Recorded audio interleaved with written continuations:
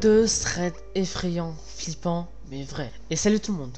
Aujourd'hui, on se retrouve pour une toute nouvelle vidéo pour vous raconter deux threads. Deux femmes ont vécu une histoire horrible et ont expliqué cela dans le thread Let's Not Meet. Les deux threads sont courts, mais assez effrayants et stressants. La première histoire, c'est une fille qui a 18 ans qui explique qu'elle avait 12 ans au moment des faits. Elle a été suivie par un homme et cet homme a même essayé de s'introduire chez elle. La deuxième histoire, c'est une autre fille qui a perdu ses clés et qui a vu une femme dans sa chambre. Elle ne savait pas qui était elle. Donc, nous allons commencer par l'histoire courte. C'est parti. Marie, à cette époque-là, a 12 ans. Elle est encore au collège. Elle vit dans une maison à 2 étages qui est dans un tout petit village. Tout le monde saura que cette personne est un intrus car tout le monde se connaît avec tout le monde.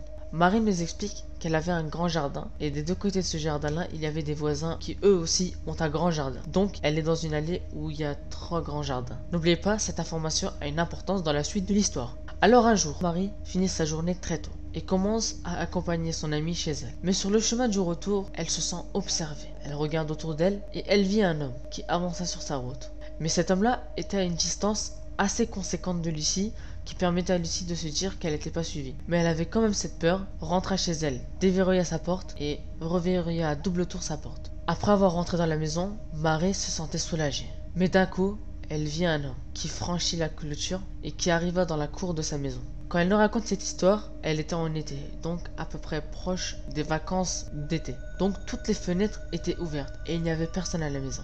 Et elle commença à fermer toutes les fenêtres du premier étage et du deuxième étage. Et d'un coup, elle entend le gars siffler. Marie panique et fait la chose que tout le monde aurait fait, appelle sa mère. Pas de bol, sa mère ne répond pas. Appelle son père, mais se souvient que son père est à l'étranger. On ne saura pas pourquoi, parce qu'elle n'a pas voulu expliquer. Elle pense, elle se dit, elle est seule.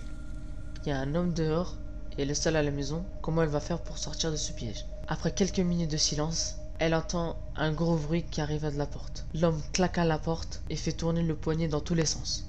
Et là, elle se sent prise au piège. Elle voulut que les voisins l'entendent, mais elle ne sait pas si les voisins sont chez eux. Quelques minutes plus tard, plus aucun bruit. Marie s'approche de sa fenêtre et regarde la cour. Elle vit l'homme traverser la cour et sortir de sa cour. Marie se sent soulagée, mais plus tard elle oublie que l'homme se dirigeait vers le chemin qui mène à la forêt. Et dans la forêt, il y a un chemin qui mène vers le jardin de Lucie et de ses voisins. Mais elle se calme, elle ne vit pas l'homme. Et elle va tranquillement dans la cuisine pour se faire de la nourriture, car elle avait très faim. Mais d'un coup, pendant qu'elle cuisinait, elle se retourna vers son jardin et elle vit le même homme avec un grand sourire qui la fixa. Et d'un coup, l'homme enjambe la clôture et s'apprête à courir. Mais heureusement pour Marie, son voisin qui adorait jardiner était présent à ce moment-là. Le voisin alors s'est empressé de crier vers l'intrus et a menacé l'intrus d'appeler la police. L'homme est parti et Marie ne l'a plus jamais vu. Alors Marie est sortie de chez elle, pleurant, allant chez ses voisins en attendant sa mère. Et après ce moment-là, jusqu'à ce qu'elle déménage, elle n'est jamais rentrée chez elle. Wow. La première histoire, elle était vraiment stressante. Que tu sois une femme, un homme, ou tout ce que tu veux, tout le monde peut arriver cette histoire. Donc la première histoire, elle était vraiment stressante. Et Marie nous précisa que c'est l'histoire la plus effrayante qu'elle ait vécue. Et elle a eu un traumatisme à cause de ça. Passons maintenant à la deuxième histoire. C'est pas vraiment les noms, c'est moi qui les renomme parce qu'ils voulaient garder l'anonymat pour savoir, pour que l'histoire elle a un autre sens, elle est vraiment mieux expliquée. J'ai préféré donner un nom à cette personne et pas bêtement lire toute l'histoire. Pour cette deuxième histoire, au moment où elle explique dans ce thread, ça lui est arrivé il y a 2 semaines. Elle a commencé l'université en septembre et elle vit dans un complexe d'appartements qui est réservé aux étudiants. Un complexe d'appartements, c'est quoi? C'est une grande maison où tous les étudiants vivent ensemble. Ils ont beaucoup de choses en commun. C'est juste ça. Lucie nous dit qu'il y a 4 autres appartements dans son couloir. Donc 4 autres personnes qui habitent dans son couloir. Et elle nous dit qu'il passait beaucoup de temps entre eux, dans les appartements de chacun. Elle nous dit ironiquement qu'elle a une chance absolue d'avoir perdu ses clés.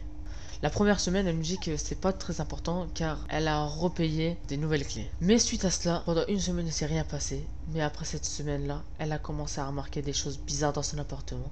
Certaines affaires n'étaient pas au même endroit. Mais elle se dit que c'est rien de grave. C'est la chose que tout le monde a, qu'elle a oublié de le mettre.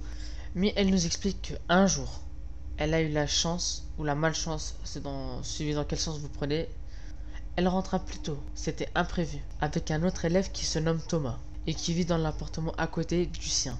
Mais quand elle a déverrouillé sa porte et est entrée à l'intérieur, elle a vu une femme dans son appartement. Mais bien sûr, elle a eu peur sur ce coup-là et elle voulait juste lui demander qu'est-ce qu'elle foutait là. Mais avant qu'elle puisse poser sa question, la femme lui dit elle est désolée et qu'elle ne savait pas qu'elle rentrerait plus tôt. Elle lui dit qu'elle est le concierge et qu'elle nettoie une fois par semaine toutes les chambres de l'appartement. Elle a alors souri et sorti. Mais Lucie se sentit bizarre. Elle ne savait pas qu'il y avait un concierge qui nettoyait une fois par semaine les appartements. Elle se dit d'un coup, ça expliquerait pourquoi mes affaires bougeaient de place à chaque fois. Son ami Thomas a alors remarqué que la concierge avait oublié ses clés sur le bureau de Lucie et a demandé de lui rendre au concierge. Lucie, s'approchant des clés du concierge, a remarqué qu'en fait ce n'étaient pas les clés du concierge mais ses clés à elle-même. Oui, la concierge n'était pas une vraie concierge. Elle a décidé d'y dormir la nuit, toujours apeurée, mais le lendemain, elle a voulu demander au responsable du complexe. Lucie va faire quelque chose de très malin, elle va dire au responsable du complexe que le concierge a perdu ses clés. Et le responsable lui a regardé d'un air bizarre et d'un air perdu et lui a dit « Mais nous n'avons pas de concierge ». Lucie a alors gelé sur place. Alors elle se demanda qui est parti de mon appartement la semaine dernière. Elle se demanda aussi pourquoi elle était là. Et elle a tout de suite contacté la police. Mais rien n'avait été volé. Mais Lucie a quand même cherché des caméras qui permettaient d'identifier l'individu. Mais aucune caméra. Mais elle n'a rien trouvé. Et elle n'a plus revu cet individu nulle part. Morale de l'histoire, Lucie nous dit que il ne faut pas perdre ses clés. C'est quelque chose de très logique, je pense. Parce que si tu perds tes clés, t'imagines, les clés ça tombe sur quelqu'un qui est pas bienveillant. Franchement, ça ferait plaisir à personne. Bon, en tout cas, ces mécaniques-là, ça m'a fait vraiment stresser parce que ces mécaniques-là, ça peut arriver à tout le monde.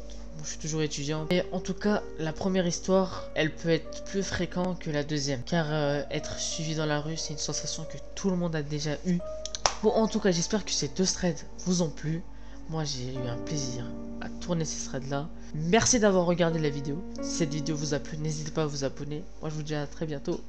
Ciao tout le monde.